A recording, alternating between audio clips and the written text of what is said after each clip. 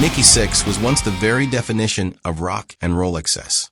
Drugs, chaos, fame without limits. A life fueled by volume, speed, and self-destruction. As the bassist and primary songwriter of Motley Crue, Nikki Sixx stood at the center of one of the loudest, most dangerous bands in rock history.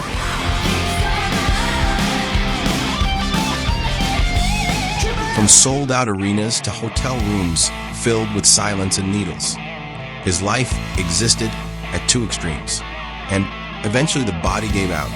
In 1987, Nikki Sixx overdosed on heroin. Paramedics arrived and declared him clinically dead. His heart had stopped. Moments later, adrenaline was injected directly into his chest. Against all odds, he came back. That moment didn't instantly turn him into a believer. It didn't bring clarity or peace, but it left behind a question, one that refused to go away. Why am I still here? For years, there was no clear answer.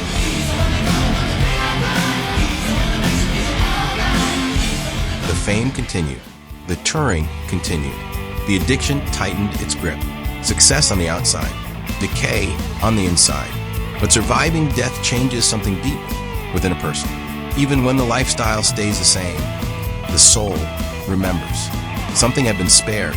It wasn't until 2001 that Nikki Sixx finally chose sobriety. There's no enjoyment in addiction. Yeah. That's the thing. It's like I try to talk to these kids about this, and I say there is no enjoyment. It's hell, because you're just trying to feel good. Yeah, you're just trying to nurture something that if you don't take care of it, you're going to feel like you're dying. Yeah. So that's And that decision changed everything.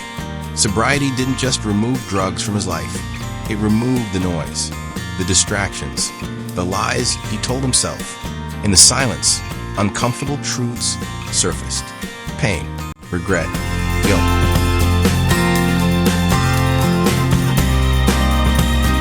But also awareness.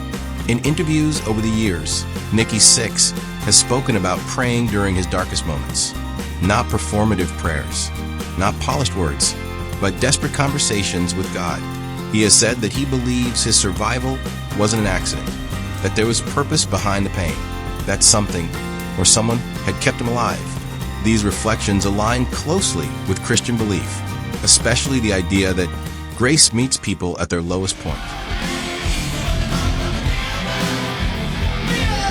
Unlike some public figures, Nikki Sixx never announced a dramatic conversion to Christianity.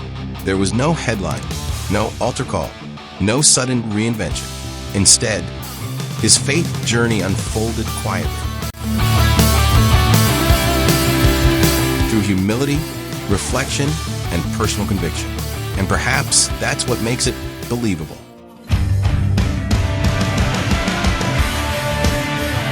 In the Heroin Diaries, Nikki Sixx doesn't romanticize addiction. He confesses it. junk. I was so out of it, where I let somebody else shoot me up, and I turned blue on the spot.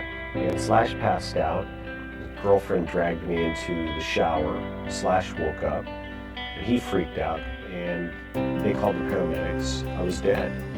I was dead, and they did the adrenaline shots. They brought me back. The book reads less like a rock memoir and more like a spiritual journal. Raw, unfiltered, and honest. He writes about self-loathing, about regret, about wanting to be free. Themes of death and rebirth run through its pages. So do repentance and the longing for redemption.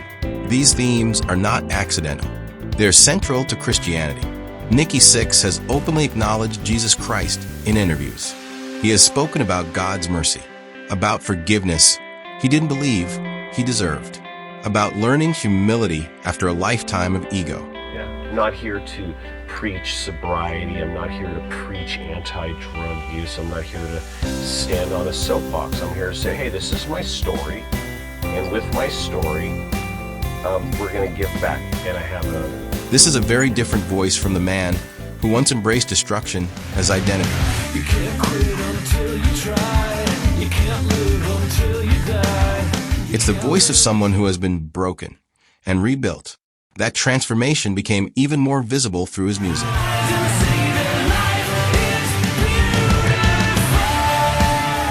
With 6 a.m., the tone changed. the anger softened. The chaos gave way to reflection.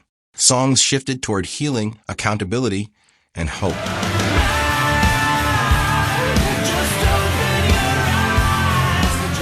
Tracks like Life is Beautiful feel less like rock anthems and more like prayers set to melody.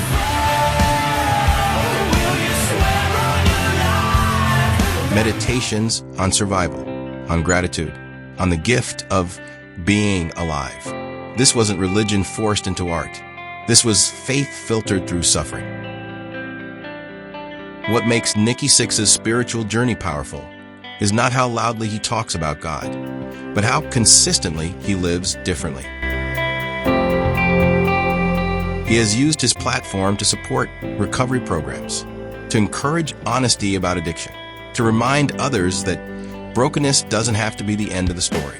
His life now reflects values deeply rooted in Christian teaching: humility, responsibility, compassion, and redemption. Nikki Sixx once implied that faith is personal, that it isn't something to display for attention, but something to carry with integrity. And that perspective resonates with many people, because not everyone finds God inside a church building.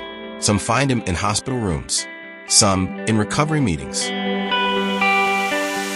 some in the aftermath of nearly dying.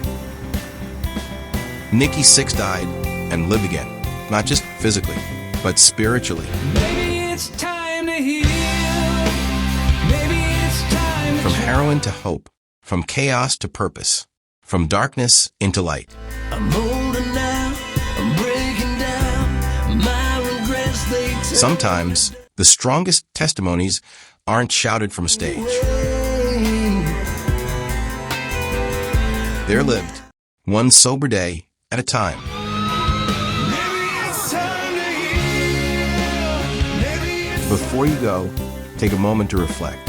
If Nikki Sixx's journey from addiction to purpose inspired you in any way, let us know in the comments below. Your story, or even a single sentence, might be exactly what someone else needs to hear today.